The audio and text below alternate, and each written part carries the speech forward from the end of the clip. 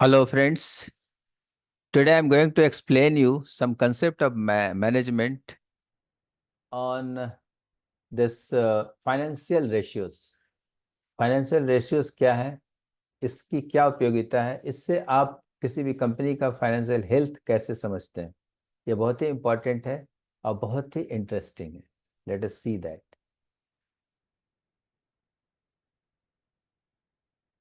पहला है liquidity ratio. What is liquidity ratio?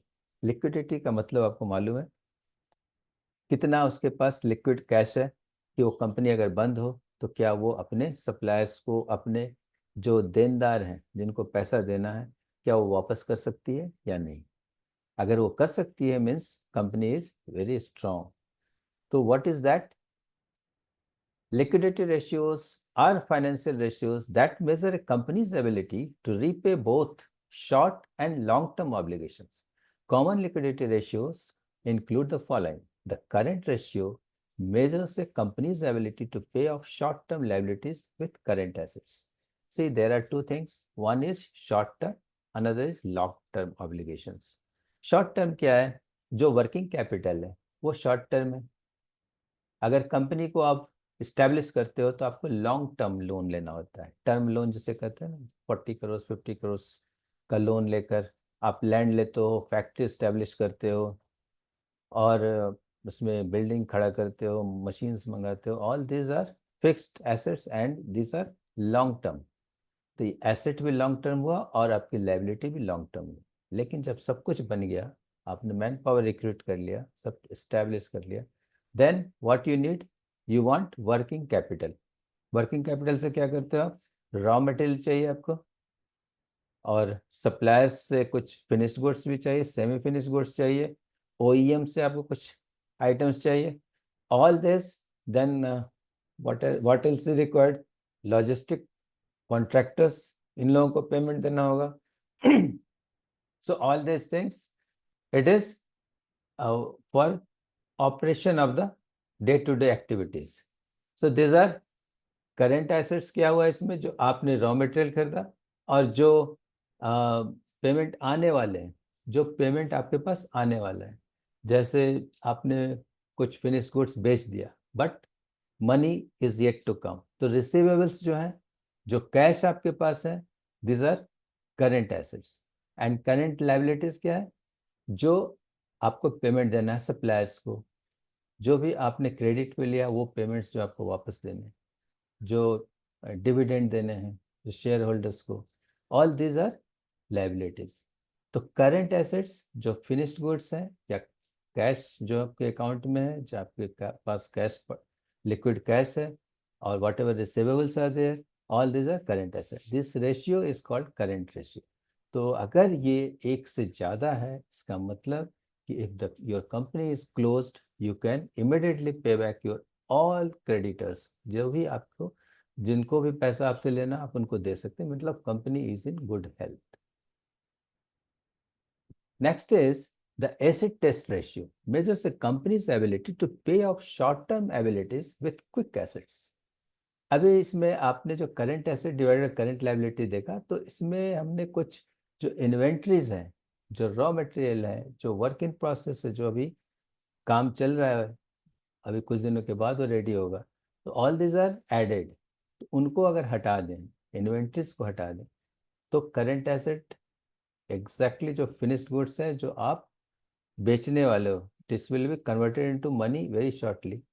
And the money what you are going to get from the dealers और whoever had taken credit from you, तो उनसे आप payment जो लेते हो, जो आपके पास कैश है बैंक्स में या आपके अकाउंट में, तो टोटल अमाउंट ये हुआ divided by current liability what you have to pay back.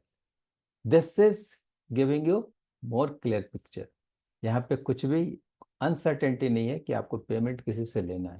What ever is available means, अगर ये एक से ज़्यादा तो होना ही चाहिए, और जितना भी ज़्यादा होगा, ये जितना ही ज़्यादा होगा इसका मतलब उतना ही strong healthy company.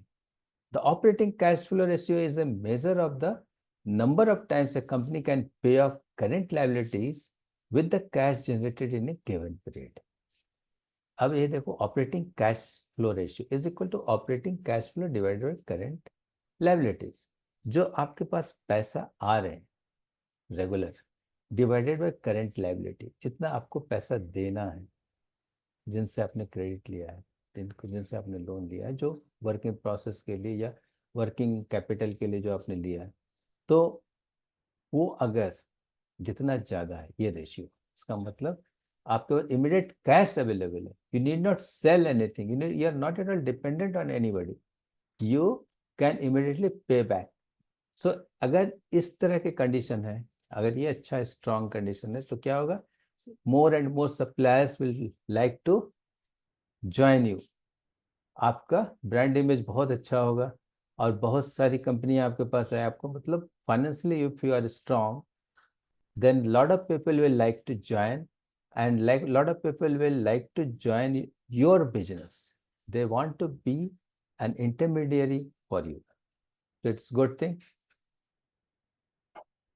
Then leverage financial function, what is this? leverage का मतलब आपको पता है, लीवर होता है ना, तो उसमें क्या है, एक तरफ आप फोर्स लगाते हो, दूसरी तरफ उससे ज्यादा फोर्स का आप काम करते हो, that is leverage. The leverage ratio measures the amount of capital that comes from debt. In other words, leverage financial ratios are used to evaluate a company's debt levels. Common leverage ratio include the following: debt ratio. So, what is that?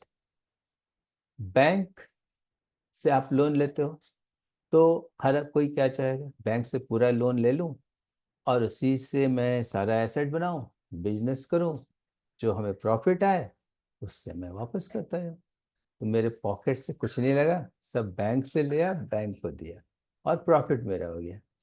तो क्या bank ये चाहेगी? कभी नहीं चाहेगी। क्यों? क्योंकि कभी भी आप बोल दोगे कि हमारी कंपनी तो लॉस में चली गई, मैं बैंकरप्ट हो गया, बिजनेस बंद हो गया, टेक्नोलॉजी चेंज हो गया, मैं क्या करूं? आपको जो करना है कर लो।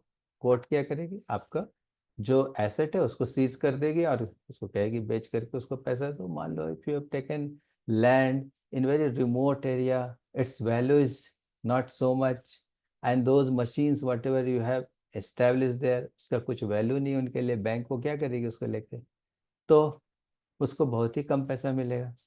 तो ऐसी स्थिति से बचने के लिए क्या करते हैं, वो कहती है कि नहीं, आपको भी पैसा लगाना, आपको भी अपने पॉकेट से पैसा लगाना। तो debt ratio is total liabilities divided by total asset. First thing is, this is just rough idea about you, that जितना आपने पैसा लोन लिया है उससे कितना एसेट बना है ना, 100 रुपीज की लायबिलिटी है, आपने 80 रुपये का अगर एसेट बनाया, यानी कि कुछ पैसा आपके पास है अभी भी, you have not utilized the full liability. लेकिन अगर in the beginning it can happen, but after running so many years of business, अगर total liabilities by total asset is less, is more than one, is not healthy.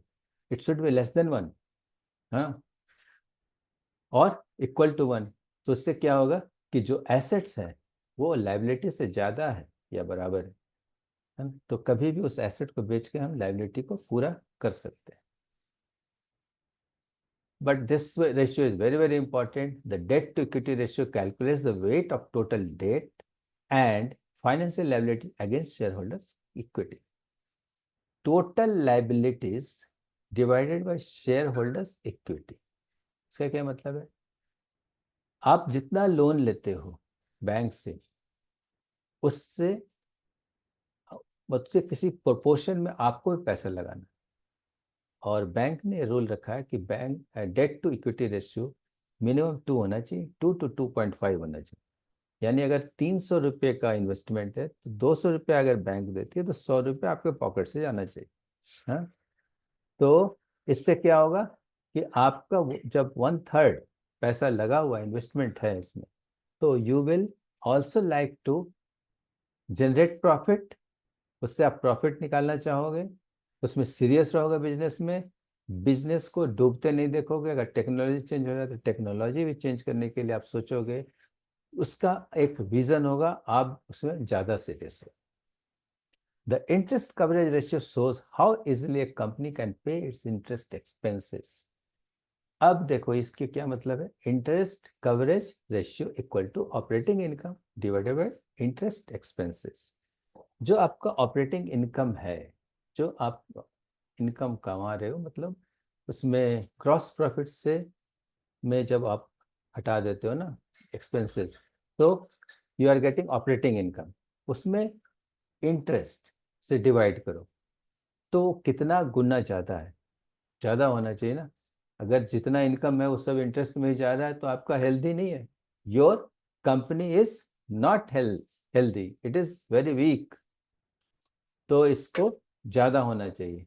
This the things the accountant, companies accountant will tell the companies chairman, you see this is going in this state, it is not healthy।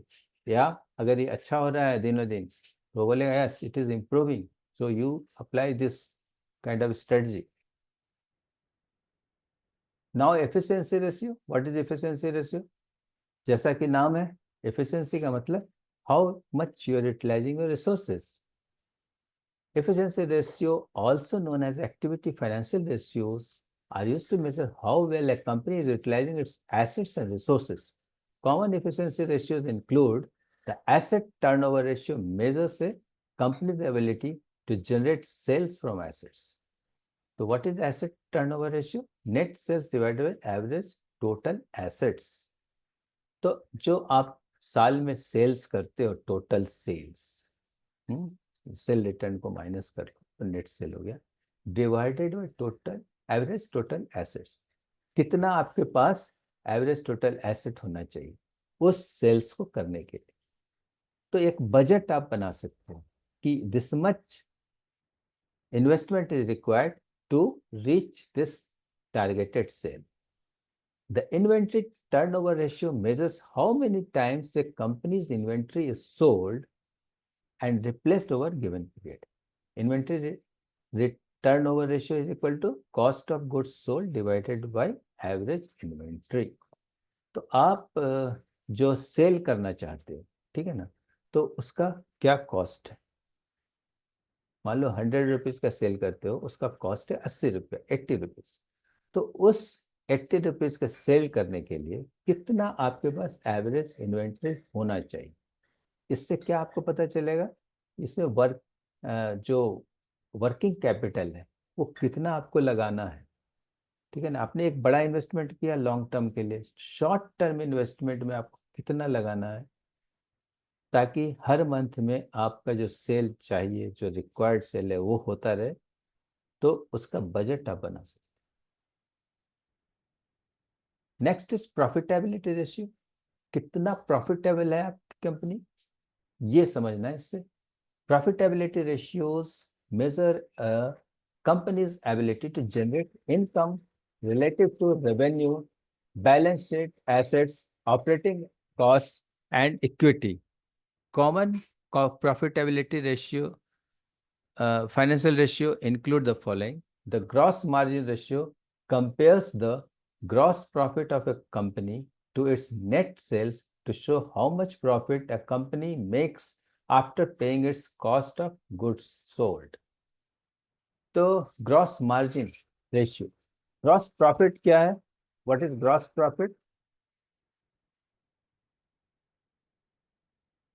Gross profit is,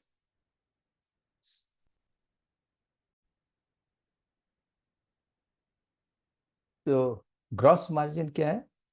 sales minus cost of goods sold, that is gross profit.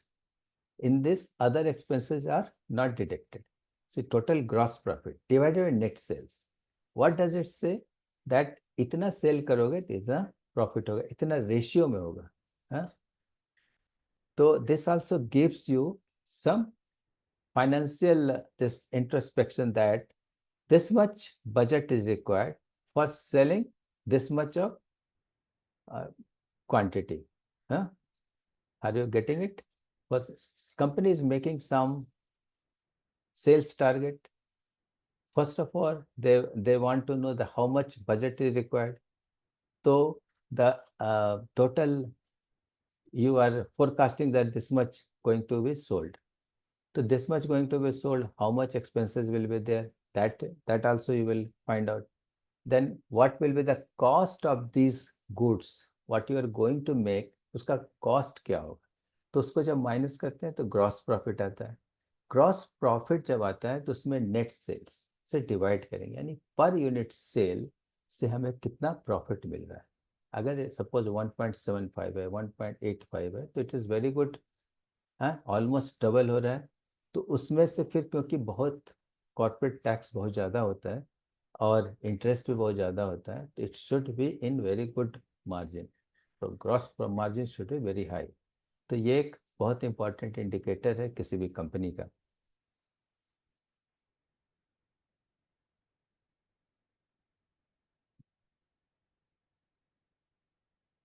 The operating margin ratio, sometimes known as the return on sales ratio, compares the operating income of a company to its net sales to determine operating efficiency. Operating margin ratio is equal to operating income divided by net sales. Now, operating income में क्या है, जो gross profit आया था उसमें आप बाकी expenses को माइनस करते हो तो ऑपरेटिंग इनकम आता है, उसमें डिवाइडेड बाय सेल्स। अब इससे पता है, उसमें आपने क्या पता किया था, gross profit per unit sale क्या है। यहाँ पे पर यूनिट सेल आप क्या निकालते हो, ऑपरेटिंग इनकम क्या है। तो यहाँ पे मोटा मोटी आपको ये भी पता चलता है कि पर यूनिट में हमें इतना खर्चा हो जाता है तो बस इतना ही बचता है। मान लो वहाँ पे आता है 2.25, यहाँ पे आ रहा है 1.5 या 1.6, मीन्स 0.4 प्लस 0.25 यानी 0.65, यानी 65% आपका चला जाता है। जो भी आपका प्रॉफिट हो रहा है उसमें 65%, 0.65 आपका निकल गया। ठीक है। तो पर यूनिट ऑपरेटिंग इनकम क्या है। Then the return on equity ratio measures how efficiently a company is using its equity to generate profit. Return on equity ratio is equal to net income divided by shareholder equity. तो आपको total income पता हो गया। Net income मतलब सारा cost, cost of goods भी हटा दिया, फिर एक्सपेंसेस जो भी हैं सारे एक्सपेंसेस हटा दिया, उसमें टैक्स और इंटरेस्ट भी माइनस कर दिया, तो टोटल नेट इनकम जो हुआ उसमें डिवाइडेड बाय शेयर होल्डर की जो इक्विटी है, तो उससे आपको पता चल गया कि इक्विटी की रेशियो क्या है, मतलब रिटर्न ऑन इक्विटी क्या है। किसी भी शेयर होल्डर को क्या मतलब है, उसको ये पता करना है कि उसके पर इक्विटी, पर यूनिट शेयर पे कितना प्रॉफिट हो रहा है ना। 10 रुपए का अगर एक शेयर है तो क्या उसमें 2 रुपए का फायदा हो रहा है, 4 रुपए का फायदा हो रहा है, 6 रुपए का फायदा हो रहा है, कितना हो रहा है। तो वो return on equity ratio you can understand. Thank you very much. Hope you must have understood all these ratios and you will apply it in the real life. ये सारे रेशियो बहुत ही इंपॉर्टेंट है। किसी भी फाइनेंशियल स्टेटमेंट्स को आप देखकर company के बारे में आप पता कर सकते हो कि वो कंपनी का फाइनेंशियल हेल्थ सही है या नहीं है, whether it is strong or weak. Thank you once again. I will come with a new chapter and it will be very much useful for you. Thank you.